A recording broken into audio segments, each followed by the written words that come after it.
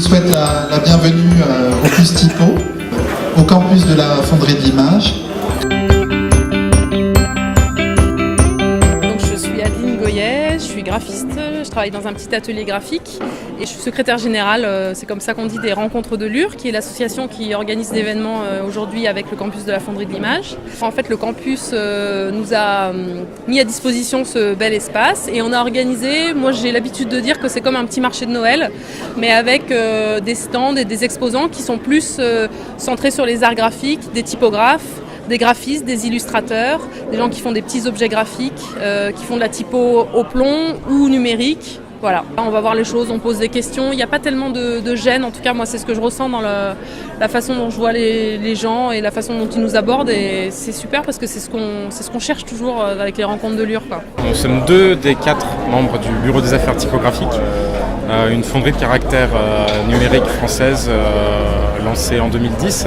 Nous distribuons les caractères que nous créons nous-mêmes, mais aussi les caractères des autres, donc dans la tradition des fonderies de caractères du 19e et du 20e siècle, et aussi les caractères des graphistes, donc toute une panoplie de caractères qui vont des plus classiques aux plus contemporains, aux plus fun.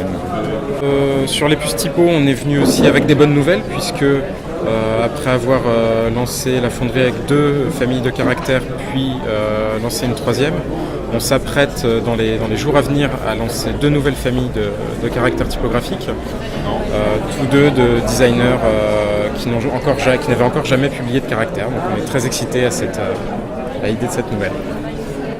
Voilà, ce qu'on essaye de faire en fait, c'est de proposer des caractères qui posent des questions, qui essayent de faire bouger les lignes un petit peu, de faire réfléchir aussi sur ce que c'est que la typographie aujourd'hui. Et puis c'est quand même l'occasion de voir les copains et copines et de s'en faire des nouveaux. La famille typographique est un petit clan, c'est une petite sphère où généralement on se connaît, mais justement au Puce Typo, comme c'est plus ouvert que d'habitude, on peut faire des rencontres effectivement de gens qu'on aurait difficilement croisés ailleurs.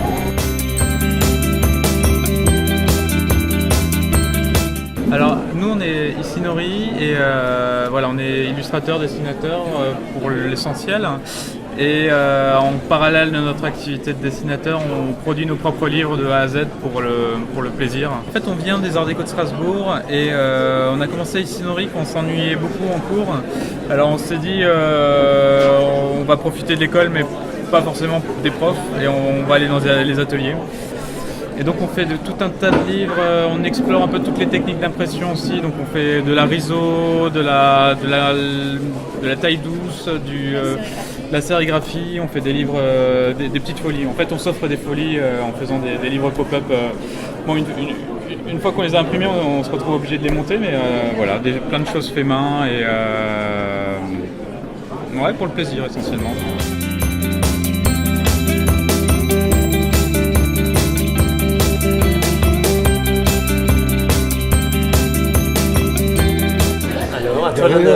Donc, je suis Jean-Baptiste Roger, je suis le directeur de la fonderie qui est l'agence régionale numérique, et on est partenaire de l'événement, donc on est très content d'être là.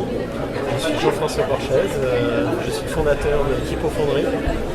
Je distribue des caractères typographiques depuis de nombreuses années. Et nous sommes rencontrés il y a quelques semaines pour parler typo. Et on se retrouve à nouveau ici dans un beau lieu, une école qui organise un bel événement avec les rencontres de Lure. Absolument, ouais, là il y a une espèce de gratin de la typo qui se trouve dans ce lieu, très, très sympa, beaucoup de rencontres très marrantes. Ce qui est intéressant dans ce lieu, j'ai l'impression, c'est qu'on sent un mélange de générations. Il y a des jeunes, il y a des moins jeunes, et un mélange de technologies.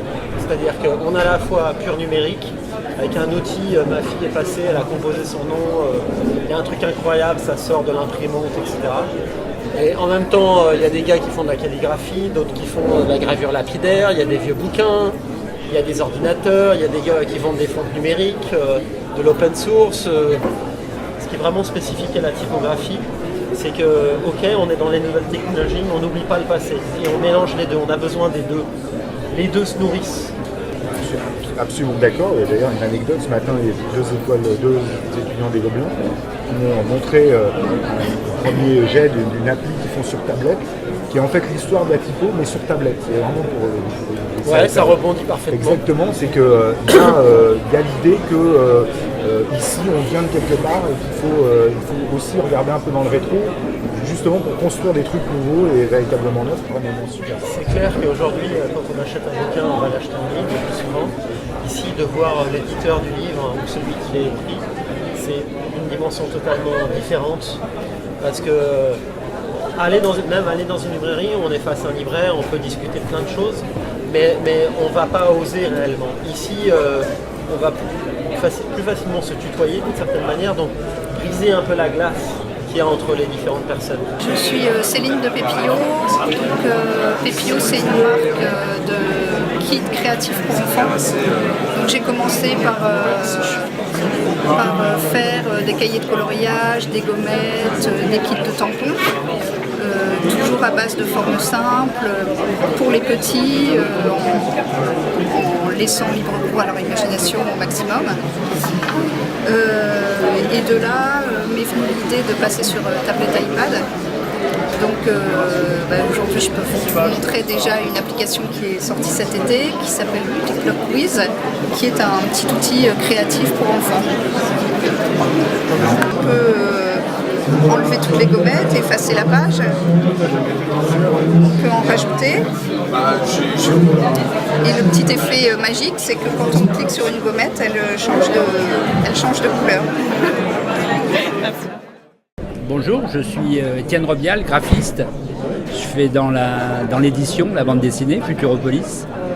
Dans la presse, Le Point, et là récemment Les Inrecuptibles. Et puis dans la télévision, puisque j'ai fait l'habillage, j'ai l'identité graphique, visuelle de Canal+, M6, La 7, Arte et tout ça.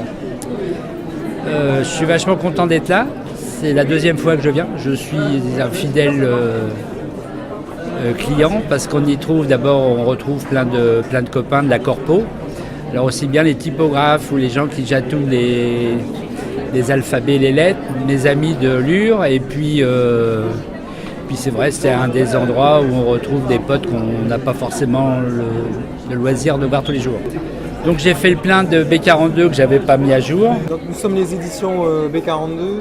On a créé la maison d'édition en 2008. Le but de la maison d'édition, c'est constituer un catalogue principalement autour de design graphique, la typographie, des cultures populaires et de l'art contemporain. On publie une revue maintenant une fois par an qui s'appelle Back Cover, donc qui est consacrée au design graphique et à la typographie et plus largement aux arts visuels. Et ensuite, on fait aussi un travail de traduction d'ouvrages de référence, donc publié en langue étrangère vers le français. On a commencé ce programme avec un livre qui s'appelle Le détail en typographie en 2010. Et on vient tout juste de recevoir un livre qui s'appelle La typographie moderne, qui est une sorte de référence dans le domaine, une référence internationale, et donc qui va sortir, qui sort en français actuellement. Alors je suis très content, il y a une dame qui m'a vendu un rouleau de linotype. Alors ça ne parle à personne, ça n'a aucune importance, mais vous avez tous les corps et c'était un rouleau qui avait à côté de la linotype et qui permet de faire des vérifications. Et elle est contente, elle m'en a fait cadeau, elle m'a même donné la boîte en plus. Donc ça, je suis très très content. Et alors ça c'est formidable, c'est pour mes élèves qui fer à droite. Donc j'ai acheté ce qui s'appelle un fer. Tu vois bien là. Donc c'est ici qu'on va aller tacler toutes les lettres. Alors on est d'accord, c'est à l'envers. Là on est à droite, mais quand on va imprimer, c'est à gauche. Donc on ne dit pas, même pas ferré à gauche, c'est un pléonasme, et surtout pas ferré à droite.